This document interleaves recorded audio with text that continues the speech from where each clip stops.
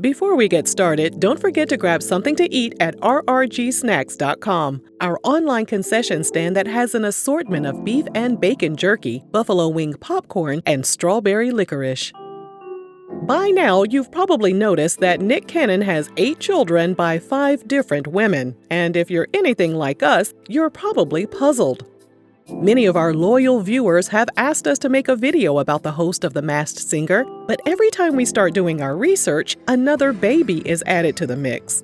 Or as the streets say, Nick No Condom Cannon. That's right. Is that what they said? The fertilizer. The fertilizer. We finally decided it was time to explore this topic in further detail, complete with some research, facts, and statistics.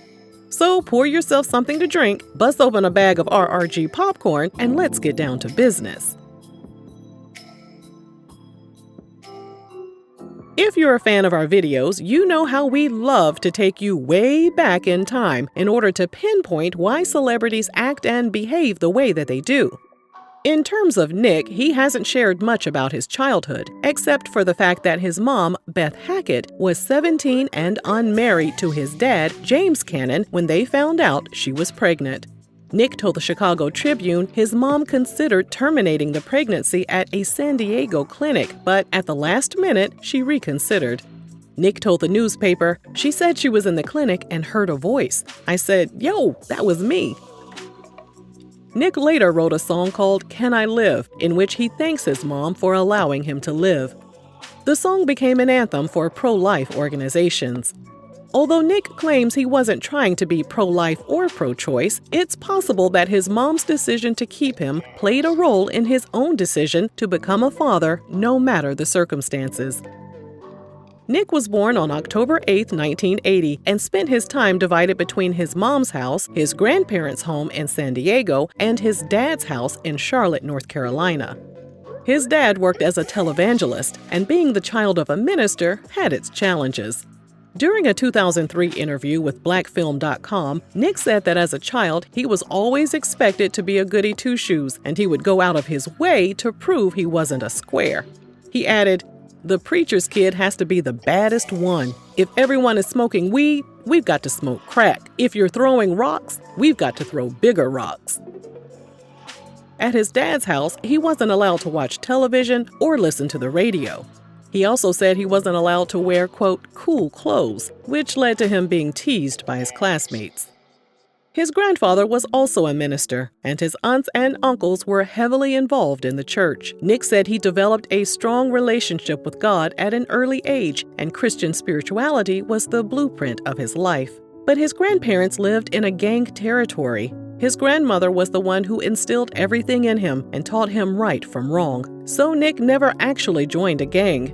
However, he told The Source magazine he hung around a lot of the gang members and started wearing certain colors and styles of clothing associated with the gang. At this point, we've already discussed 2 factors that could have played a role in Nick's decision to have multiple children: his mom sparing his life and refusing to go through the pregnancy termination, and Nick growing up sheltered and looking for ways to rebel from his Christian upbringing. Okay, now let's continue. Nick graduated high school early. He headed out to Los Angeles and scored a slot as a warm-up comedian for Nickelodeon's studio audience. By 2002, he had his own program called The Nick Cannon Show, and from there, he starred in movies like Drumline and Roll Bounce.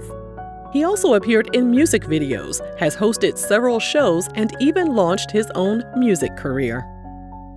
After failed relationships with celebrities such as Christina Milian and Kim Kardashian, Nick was ready to settle down. In February 2007, he met model Salida Ebanks, and just 3 months later, he proposed. She said yes, and they lived happily ever after. Just kidding. 5 months after they got engaged, they called off the wedding. The following year, he started dating Mariah Carey, and after 2 months of dating, they became husband and wife in a private ceremony. They welcomed twins Moroccan and Monroe in April 2011. Nick told Mom.com that becoming parents brought him and Mariah closer together. In 2012, he was hospitalized for kidney failure and was eventually diagnosed with a rare form of lupus. He told Good Morning America he was handling his new lifestyle post-diagnosis by drinking 2 gallons of water a day and taking all of his proper vitamins. Nick filed for divorce from Mariah in 2014, and it took 2 more years for things to be finalized. Although there were rumors that Mariah had cheated on him with the rapper Nas, Nick squashed that allegation and told the Insider with Yahoo they had been living in separate houses for months and their problems had nothing to do with infidelity. His first shot at marriage left a sour taste in his mouth, and we think this is where things really took a turn for Nick. He told Entertainment Tonight, "I don't believe in marriage anymore. My mindset has changed. I have done that. I don't like doing things that I'm not good at. I barely survived." But not only is he not a fan of marriage, Nick doesn't believe in monogamy either. He told The Breakfast Club he doesn't subscribe to that Eurocentric concept, and he doesn't want to take ownership over anyone.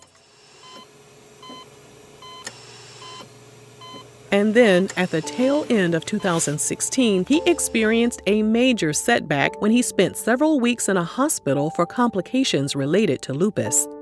He also made several online posts relating to pain, depression, and how he was being labeled as crazy.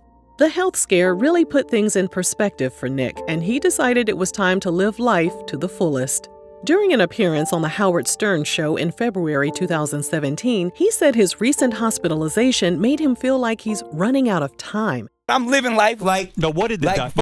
might die in the morning, so let's all night. Nick, what did the... Yeah, right. Well, now you got a point. The doctors...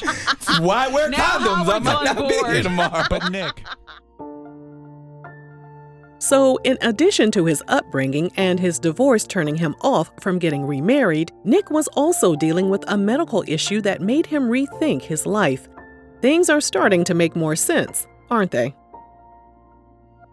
In 2017, Nick abruptly quit his job as the host of America's Got Talent and fired all of his longtime advisors. This was also the time when he, quote, got really into religion and was often seen wearing robes and turbans and began referring to himself as Reverend Dr. Cannon. During an interview with The Breakfast Club, Nick said the clothing had religious significance. While affirming his Christian roots, he also stated he had become greatly influenced by the teachings of the Moorish Science Temple and the Nation of Islam, the same religion that allows men to have multiple wives.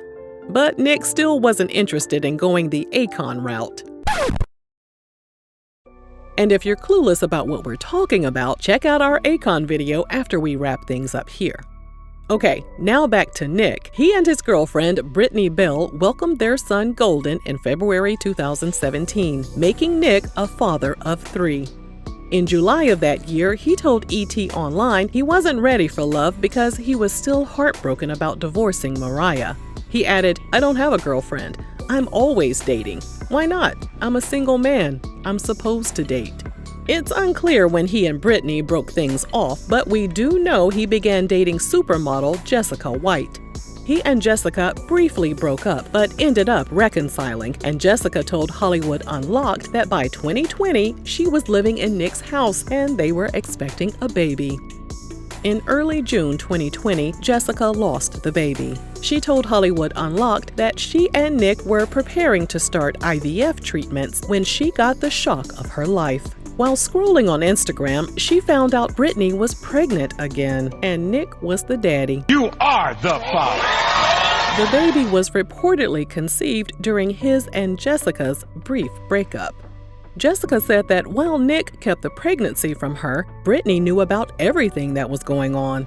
Jessica said she was aware that I just had a miscarriage 2 weeks prior to her news coming out because he told me that he told her. Despite being publicly embarrassed and people calling Jessica a homewrecker, Jessica still wanted to work things out with Nick. However, she said Nick's ultimate betrayal was his refusal to publicly defend her from critics following the news of Brittany's pregnancy. So they went their separate ways. We believe that at this point, Nick stopped with the messiness and was more upfront with the women in his life. From this point forward, none of his baby mothers spoke out negatively about him, which leads us to believe there's some kind of agreement in place and they all know exactly what they're getting themselves into. We can't confirm this though, it's only a theory.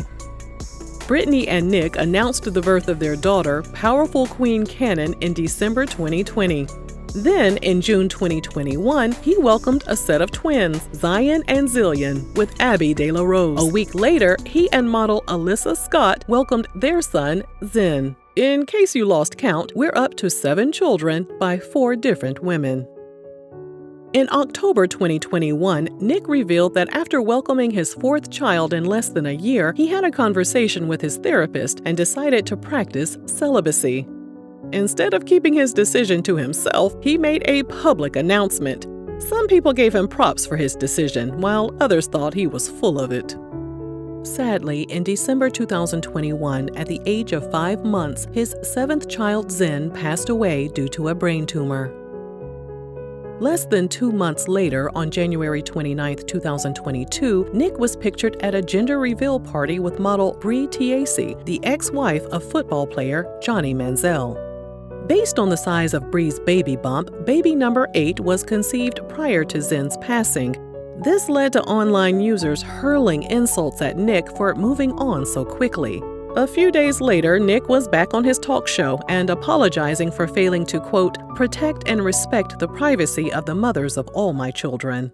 I promised the mothers of my children, I promised my family that I would do better and continue to be more understanding, caring, compassionate, like they often show me each and every day through these processes. He also explained he was still grieving the loss of Zen while also celebrating the impending birth of his new baby.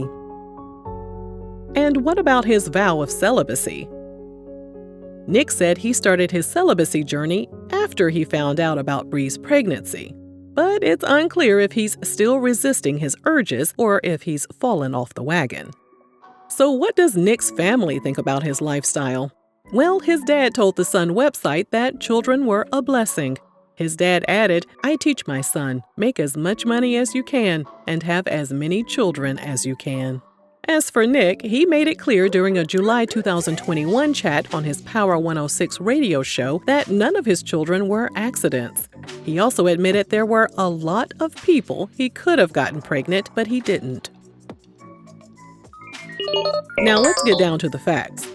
Studies conducted by the National Center for Health Statistics showed that in 1980, 18% of children were born to unmarried mothers. In 1995, it increased to 32%, and as of 2019, the figure has hit 40%. And what's the cause of this? According to an analysis of out-of-wedlock births in the United States conducted by Brookings, a change in attitudes toward intimacy could be the reason. Before 1970, the public embarrassment of unwed motherhood was so great that few women were willing to bear children outside of marriage. The only circumstance that would cause women to engage in intimate activities was a promise of the man marrying them in the event of pregnancy, commonly known as a shotgun marriage. As the years passed and people became more liberal with their bodies, the custom of shotgun marriages began to disappear, which of course led to more unwed parents. In the late 1960s and very early 1970s, contraceptives became more widely available. This also became known as the reproductive technology shock.